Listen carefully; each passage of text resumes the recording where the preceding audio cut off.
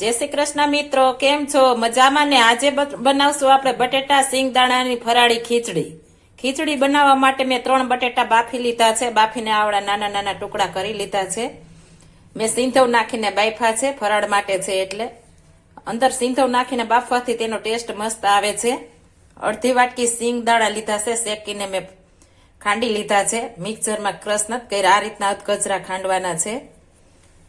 1 teaspoon મેં મરી ભૂકો લીધો છે અને સ્વાદ પ્રમાણે નિમક લીધું, સ્વાદ પ્રમાણે ખાંડ લીધી છે. 1 ઇંચ આદુનો ટુકડો લીધો છે.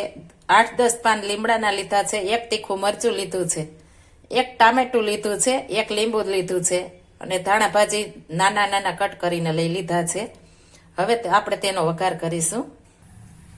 એક પેનમાં ઘી મૂકીશું આપણે. હું ફરાળી ઘીમાં બનાવું છું, તમે તેલમાં પણ બનાવી શકો છો.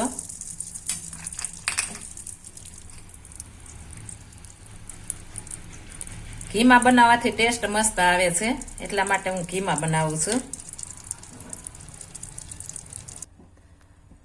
આપણું ઘી ગરમ થઈ ગયું છે. હવે તેમાં આપણે આખું જીરું નાખીશું.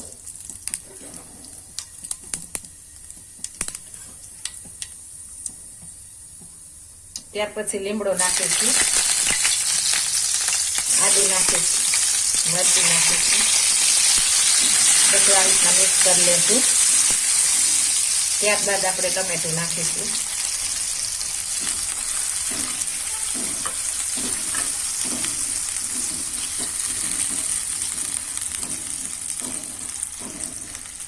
ગેસની ફ્લેમ ધીમી રાખવાની છે.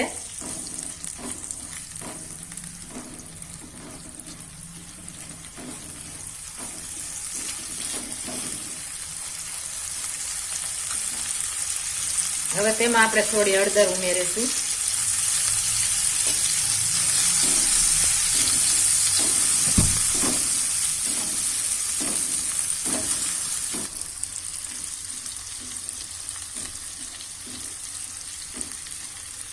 સ્વાદ પ્રમાણે નિમક નાખીશું. સિંધાવ મરી પાવડર નાખી દેશું.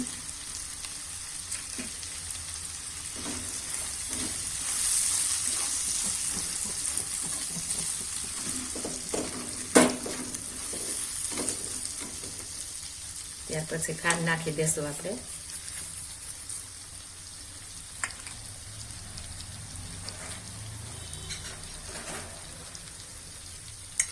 લીંબુ નાખી દેશું. લીંબુ તમારે વધારે થોડું લઈ શકો છો.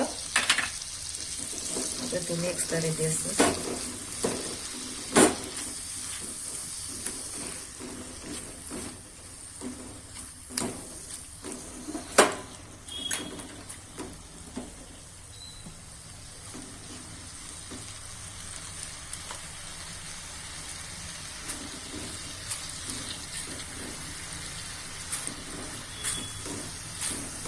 નીચે બેસે નહીં તેનું ખાસ ધ્યાન રાખવાનું છે. હવે તેમાં આપણે બટેટા ઉમેરી દેશું. બટેટા હલાવવાના નથી, આ રીતના રાખી દેવાના છે એટલે ટમેટા જળી જાય.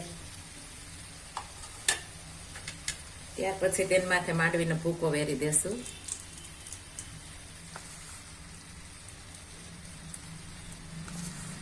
આખા પાકો જ રાખવાનો છે. એકદમ ભૂકો કરીશું ચીકણી ભાજી થશે, એટલા માટે આખા પાકો રાખ્યો છે.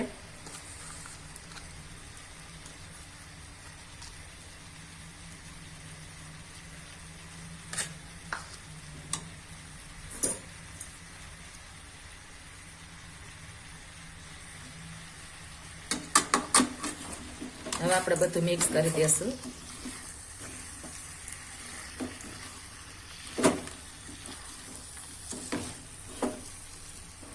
મેં હળદર નાખી છે, તમે હળદર સ્કીપ કરી શકો છો, વ્હાઈટ કરવી હોય તો.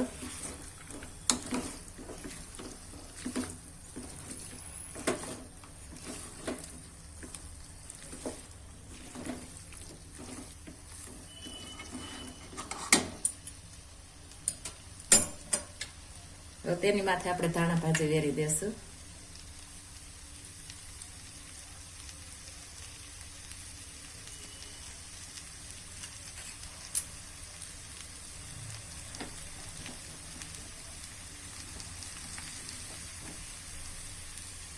મસ્ત મજાની ભાજી બની ગઈ છે.